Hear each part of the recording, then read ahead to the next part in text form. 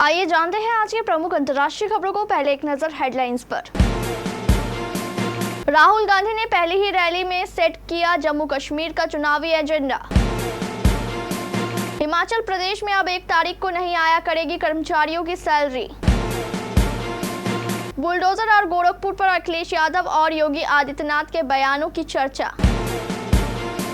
7 अक्टूबर को इजराइल पर किए हमलों पर घिरा हमास। अमेरिका ने 6 नेताओं के खिलाफ लगाए आतंकवाद समेत कई आरोप। क्या तटस्थ देश कर सकते हैं आईसीसी के आदेश की अनदेखी? तुर्की का यह रुख क्या हैरान करने वाला है? क्या भारत करेगा समर्थन? आईसी 814 और मुंबई अटैक में शामिल आतंकियों की कॉमन मजहबी बातें। कंगना रनौत के हाथ से निकली 6 सितंबर की तारीख। 19 सितंबर को होगा इमरजेंसी का फैसला। क्रेडिट कार्ड का बाजार 2028 से 29 तक हो सकता है दोगुना।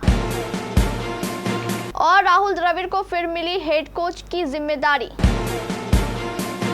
लोकसभा में नेता प्रतिपक्ष और कांग्रेस सांसद राहुल गांधी ने जम्मू कश्मीर में मेगा रैली संबोधित करते हुए कांग्रेस के चुनावी अभियान की शुरुआत की।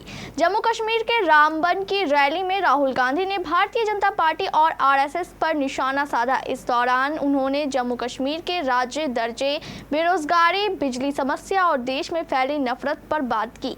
राहुल गांधी ने कहा, भारत के इतिहास में पहली बार राज्य का दर्जा छीना गया है। एक राज्य को खत्म कर दिया गया और लोगों के अधिकार छीन लिए गए। उन्होंने आगे कहा कि पूरे देश में बीजेपी और आरएसएस के लोग नफरत और हिंसा फैला रहे हैं। उनका काम नफरत फैलाने का है और हमारा काम मोहब्बत फैलाने का।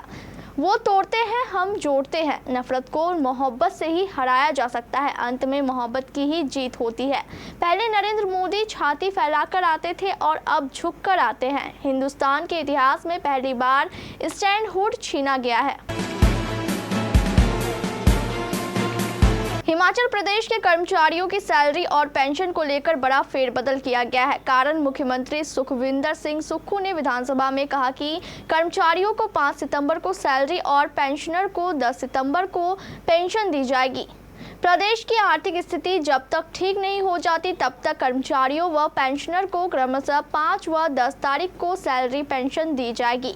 मुख्यमंत्री ने कहा कि यह निर्णय लोन पर खर्च होने वाले ब्याज से बचने के लिए लिया गया है। इससे सालाना 36 करोड़ रुपए की बचत होगी। सरकार द्वारा उठाए जाने वाले कर्ज पर ब्याज से बचाने के लिए यह निर्णय लिया गया है। राज्य में पहली तारीख को सैलरी पेंशन दी जाती है, जबकि भारत सरकार से हमें 6 तारीख को रेवेन्यू डेफिशिएट ग्रांट और 10 तारीख को केंद्र से शेयर इंसेंटिव टैक्स आता है। इस वजह से हमें 5 दिन के लिए हर महीने लोन लेना पड़ता है। उत्तर प्रदेश के पूर्व मुख्यमंत्री अखिलेश यादव और वर्तमान मुख्यमंत्री योगी आदित्यनाथ ने बुलडोजर और एक दूसरे पर कई बार बयान दिए हैं, जिसकी चर्चाएं हैं। अखिलेश यादव ने राज्य में बुलडोजर एक्शन को लेकर कहा है कि अगर 2027 में समाजवादी पार्टी की सरकार बनी तो बुलडोजर का रुख गोरखपुर की ओर होगा। इसके साथ ही उन्होंने सोशल मीडिया वेबसाइट एक्स पर पोस्ट किया है कि अगर आप और आपका बुलडोजर इतना ही सफल है तो अलग पार्टी बनाकर बुलडोजर चुनाव चिन्ह लेकर चुनाव लड़ जाइए। अमेरिका के फेडरल कोर्ट्स यानी संघीय न्यायालय ने फिलिस्तीन संगठन हमास पर इजराइल में आतंकी हमले करने का आरोप लगाया है। फेडरल कोर्ट में हमलों को लेकर दाखिल की गई चार्जशीट में हमास प्रमुख याहिया सिनवार और राजनीतिक नेता इस्माइल हानिया समेत 6 नेताओं के नाम सामने आए हैं। इस्माइल की हाल ही में तेहरान में हत्या की गई थी। 1 फरवरी को कोर्ट में दाखिल की गई चार्जशीट में 6 आरोपियों पर आतंकी हमले करने और हमलों के लिए सहायता करने का आरोप है। इसमें आरोपियों की गिरफ्तारी करने के लिए कहा गया है। अमेरिकी अटॉर्नी जनरल मैरिक गार्लैंड ने बताया है कि आरोप हमास की हर गतिविधियों के हर पहलू को उजागर करने का एक हिस्सा मात्र है। हमारी कार्रवाई अंत तक जारी रहेगी। चार्जशीट में याहिया सिनवार और हमास के अन्य नेताओं पर दशकों से सामूहिक हिंसा और आतंकी हमले करने का आरोप लगाया गया है। रूस और और यूक्रेन के लगभग 2.5 सालों के चल रहे युद्ध के बीच रूस के राष्ट्रपति व्लादिमीर पुतिन मंगोलिया पहुंचे। मंगोलिया इंटरनेशनल क्रिमिनल कोर्ट का सदस्य देश है, जो पिछले साल ही पुतिन को अरेस्ट करने की बात कर चुका। लेकिन मंगोलिया न केवल इस आदेश को नजरअंदाज कर रहा है, बल्कि पुतिन की जमकर मेहमान नवाजी जैसी तस्वीरें भी आ रही है। रूस पर आरोप है कि उसकी सेना ने सरकारी आदेश पर यूक्रेन को तहस नहस कर डाला। उसका इंफ्रास्ट्रक्चर ही तबाह नहीं हुआ, लाखों यूक्रेनी नागरिक पर घर छोड़ने या दूसरे देशों में शरण लेने पर मजबूर हो गए। वॉर क्राइम की एक लंबी लिस्ट है, जिसमें 2 बड़े आरोप पुतिन के सिर आए हैं। कथित तौर पर उनके कहने पर यूक्रेनी मूल के बच्चों को जबरन रूस लाया गया। यूक्रेन के राष्ट्रपति वोलोदिमीर ज़ेलेंस्की ने ये मामला ICC में उठाया था, जिसके बाद पुतिन के खिलाफ वारंट निकला था।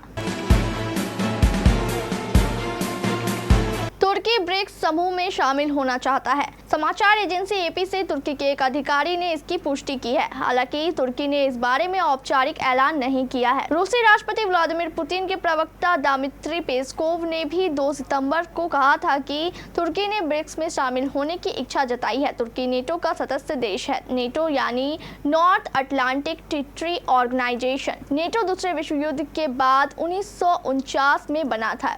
इसे बनाने वाले अमेरिका, कनाडा और अन्य पश्चिमी देश थे। इसे इन्होंने सोवियत यूनियन से सुरक्षा के लिए बनाया था। तब दुनिया 2 ध्रुवीय थी, एक महाशक्ति अमेरिका था और दूसरी सोवियत यूनियन।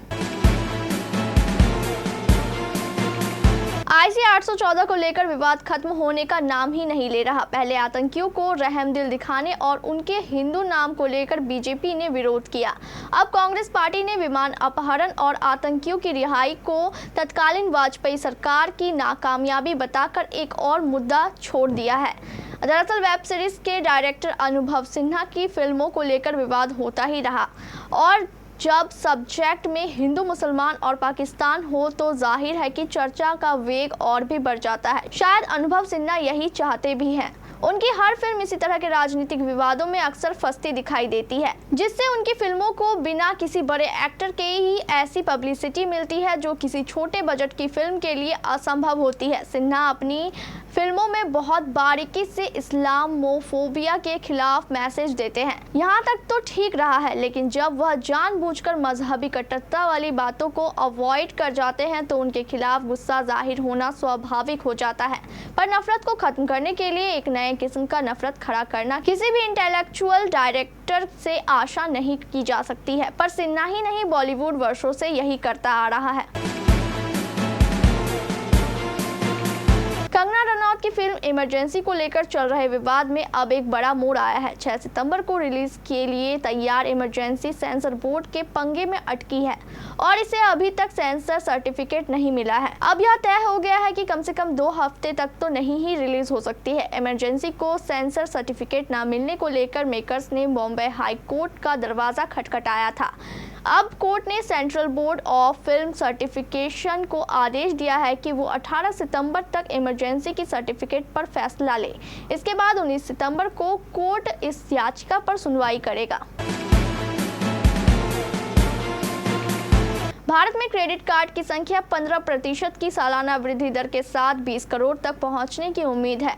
PwC की एक रिपोर्ट में यह बात कही गई है। रिपोर्ट में कहा गया है कि क्रेडिट कार्ड उद्योग ने पिछले 5 वर्षों में जारी किए गए क्रेडिट कार्ड की संख्या को दोगुना करते हुए महत्वपूर्ण विस्तार हासिल किया है।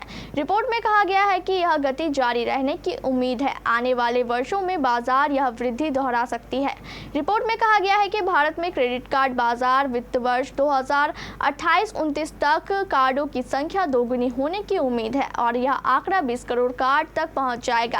क्रेडिट कार्ड उद्योग में पिछले 5 वर्षों के दौरान 100% की वृद्धि देखी गई है। अगले 5 वित्तीय वर्षों के भीतर बाजार इस वृद्धि को दोहरा सकती है। भारतीय टीम के हेड कोच राहुल द्रविड़ को इंडियन प्रीमियर लीग यानी IPL 2025 में बड़ी जिम्मेदारी मिली है।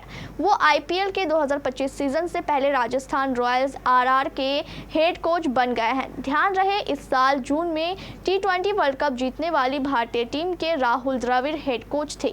ESPN क्रिकइन्फो की रिपोर्ट के मुताबिक द्रविड़ ने हाल ही में फ्रेंचाइजी के साथ एक डील साइन की है। वह आगामी मेगा ऑक्शन से पहले खिलाड़ी खिलाड़ियों को रिटेन करने के बारे में शुरुआती बातचीत की है। द्रविड़ का अंडर 19 के जमाने से ही राजस्थान रॉयल्स के कप्तान संजू सैमसन के साथ लंबा वर्किंग रिलेशनशिप रहा है।